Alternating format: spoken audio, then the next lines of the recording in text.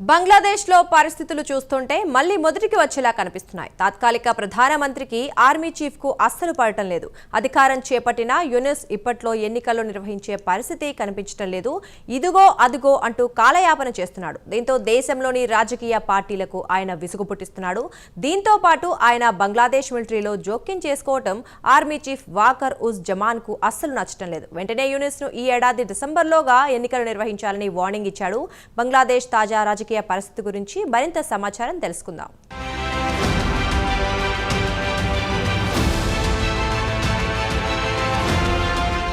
బంగ్లాదేశ్లో మరోమారు రాజకీయ సంక్షోభం నెలకొనేలా ఉంది పరిస్థితులు. తాత్కాలిక ప్రధాని మహమ్మద్ యూనుస్కు army chief general Waker uz జమాన్కు మధ్య పచ్చగడ్డి వేస్తే భగ్గుమనేలా ఉన్నాయి ప్రస్తుతం సంబంధాలు. గత ఏడాది ఆగస్టులో దేశంలోని విద్యార్థులు రిజర్వేషన్ ఉద్యమాన్ని తీవ్రతరం చేసి ప్రధాని షేక్ హసీనాను గద్దెదించిన తర్వాత మహమ్మద్ యూనిస్ను ఏరుకోరి తాత్కాలిక ప్రధాని పదవిలో కూర్చోబెట్టారు. ఆయన బాధ్యతలు స్వీకరించిన వెంటనే త్వరలోనే సంస్కరణలు తీసుకువస్తానని, ఎన్నికలు నిర్వహిస్తానని హామీ ఇచ్చారు. ఆ తర్వాత ఆ మాటే మరిచిపోయారు. అమెరికా సాయంతో వీలైనంత వరకు వాయిదా వేయించి తానే ప్రధానమంత్రిగా కొనసాగాలని ఆయన ఎత్తులు వేస్తున్నారు. అది దేశంలోని రాజకీయ నాయకులతో పాటు ఆర్మీ చీఫ్కు నచ్చడం లేదు. యూనుస్ అధికారంలోకి వచ్చిన తర్వాత నుంచి ఆయన ఎన్నికల సంగతే మర్చిపోయాడు. ఇది దేశంలోని రాజకీయ పార్టీలకు తీవ్ర అసంతృప్తి కలిగిస్తోంది.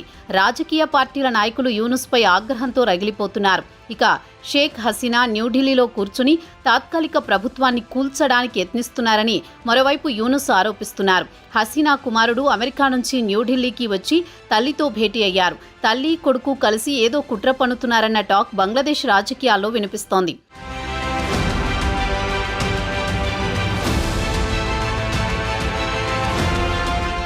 ప్రారంభంలో ఆర్మీ చీఫ్ యూనుస్కు బాధ్యతలు అప్పగించడాన్ని సమర్థించింది. హసీనాను గద్దెదించిన తర్వాత దేశంలో ప్రజాస్వామ్యయుతంగా పాలన సాగాలన్న ఉద్దేశంతో ఆర్మీ చీఫ్ కూడా యూనుస్కు అండగా ఉన్నారు. అయితే రాను రాను ఆర్మీకి యూనుస్కు మధ్య గ్యాప్ పెరిగింది. యూనుస్ వ్యవహార సరళి ఆర్మీ చీఫ్కు నచ్చడం లేదు. అదీ కాకుండా యూనుస్ దేశంలో ఎన్నికలు నిర్వహించి పౌర ప్రభుత్వానికి అధికారం బదిలీ చేయాలని కోరినా ఆయన మాత్రం ఏదో ఓ సాకు చూపించి దాటవేయడం మొదలుపెట్టారు. దీంతో విసుగు చెందిన ఆర్మీ చీఫ్ బుధవారం యూనుస్కు గట్టి వార్నింగ్ ఇచ్చి డిసెంబర్లోగా ఎన్నికలు నిర్వహించాల్సిందేనని గడువు ఇచ్చారు. అదీ కాకుండా ఆయన సొంత నిర్ణయాలు తీసుకోవడం ఆర్మీ చీఫ్కు అస్సలు నచ్చడం లేదు.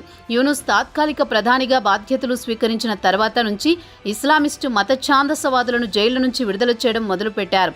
బంగ్లాదేశ్ ప్రభుత్వానికి వ్యతిరేకంగా తిరుగుబాటు చేసిన బంగ్లాదేశ్ రైఫిల్స్, బీడీఆర్ నిందితులను కూడా విడుదల చేయడం మొదలుపెట్టారు. ఇది బంగ్లాదేశ్ ఆర్మీకి అస్సలు నచ్చలేదు.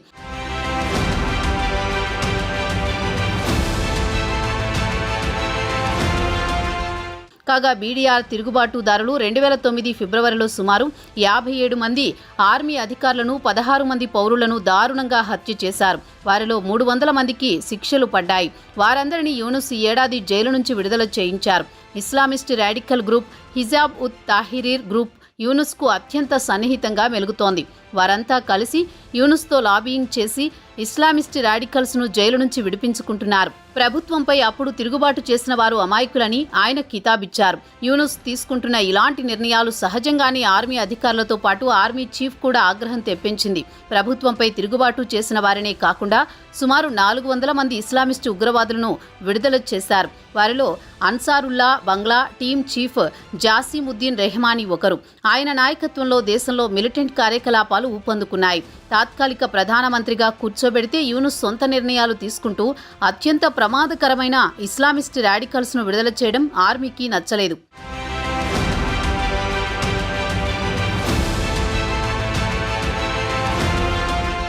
ఇవన్నీ ఒకెత్తైతే బంగ్లాదేశ్ లెఫ్టినెంట్ జనరల్ కామరుల్ హసన్ ప్రస్తుతం ఆయన యూనుస్కు మిలిటరీ సలహాదారుడు. ఆయన ఢాకాలో అమెరికా రాయబారి ట్రేసీ యాన్ జాకబ్సన్తో భేటీ కావడం, ఆయన అమెరికా రాయబారిని తనను తదుపరి ఆర్మీ చీఫ్గా చేయడానికి సాయం చేయాలని కోరడం ఆర్మీ చీఫ్ వాకర్ ఉజ్ జమాన్కు తీవ్ర ఆగ్రహం తెప్పించింది. వాస్తవానికి ఇది మిలిటరీ ప్రోటోకాల్ ఉల్లంఘన కిందికి వస్తుంది. యూనుస్ మిలిటరీ సలహాదారుడు జనరల్ కామరుల్ హసన్ నేరుగా అమెరికా రాయబారితో టచ్లో ఉండడం సహజంగానే ఆర్మీ చీఫ్తో పాటు ఆర్మీ ఉన్నతాధికారులకు ఆగ్రహం తెప్పించింది. వెంటనే అతన్ని పదవి నుంచి తొలగించాలని వాకర్ యూనుస్ను డిమాండ్ చేశారు. ఈ నెల 11న ఆర్మీ చీఫ్ వాకర్ ఆయనను పదవి నుంచి తొలగించారు. అయితే యూనుస్ ఆ ఆర్డర్ను అడ్డుకోవడంతో ఇరువురి మధ్య గ్యాప్ మరింత పెరిగింది.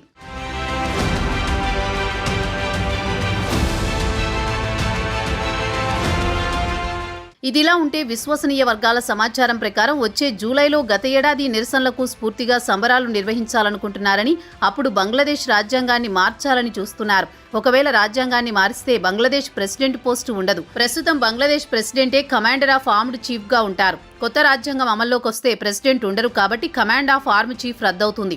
అప్పుడు తాత్కాలిక సర్దుబాటులో భాగంగా వాకర్ స్థానంలో హసన్ను కూర్చోబెట్టాలనే యూనుస్ను ప్లాన్ చేస్తున్నాడని ఆర్మీ చీఫ్ కు తెలిసింది. దీంతో అప్రమత్తమైన వాకర్ వెంటనే నేవీ, ఎయిర్ ఫోర్స్, ఇంటెలిజెన్స్ చీఫ్ల మద్దతు కూడగట్టుకున్నాడు.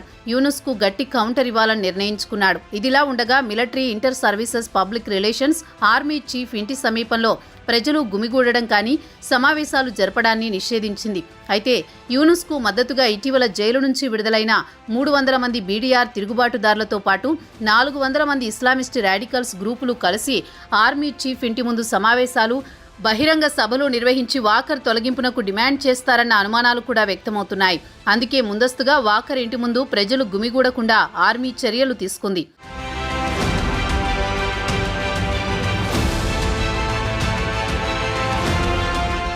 ఇక జనరల్ వాకర్ విషయానికొస్తే ఆయన మాజీ ప్రధాని షేక్ హసీనాకు దూరపు బంధువు. గత ఏడాది ఆమెను గద్దెదించడంలో ఆయన కూడా కీలక పాత్ర పోషించారు. హసీనాకు ఆయన కూడా దూరమయ్యారు. యూనుస్కు మద్దతు తెలిపారు. అయితే ఆర్మీ వాదనేమంటే తాత్కాలిక ప్రధానిగా బాధ్యతలు స్వీకరించిన తర్వాత దేశంలో ప్రజాస్వామ్యయుతంగా స్వేచ్ఛగా ఎన్నికలు నిర్వహించి అధికారాన్ని ప్రజలచే ఎన్నుకోబడిన రాజకీయ పార్టీకి అప్పగించాలని డిమాండ్ చేస్తోంది. దీనికి యూనుస్ చెబుతున్న కారణం ఎన్నికలకు ముందు కొన్ని సంస్కరణలు తేవాల్సిన అవసరం ఉందని, దేశ ఆర్థిక వ్యవస్థ అస్తవ్యస్తంగా ఉంది, శాంతి భద్రతల పరిస్థితులు ఆందోళనకరంగా ఉన్నాయని చెప్పి ఎన్నికలను దాటవేస్తున్నారు. ఇక బంగ్లాదేశ్ ప్రెసిడెంట్ మహమ్మద్ షాబుద్దీన్ బంగ్లాదేశ్ స్వాతంత్ర దినోత్సవం సందర్భంగా ప్రసంగిస్తూ బంగ్లాదేశ్ను బంగబంధు అంటే షేక్ హసీనా తండ్రి ముజిబూర్ రెహమాన్ను వేరు చేయలేమన్నారు. ఈ వ్యాఖ్యలతో ఆయన నేరుగా విద్యార్థులతో పాటు యూనుస్కు మద్దతు తెలుపుతున్న ఇస్లామిస్టులకు కౌంటర్ ఇచ్చినట్టు అయింది. ప్రెసిడెంట్ వెనుక ఆర్మీ చీఫ్ ఉండి ఈ కామెంట్లు చేయించినట్లు చెబుతున్నారు బంగ్లా రాజకీయ విశ్లేషకులు.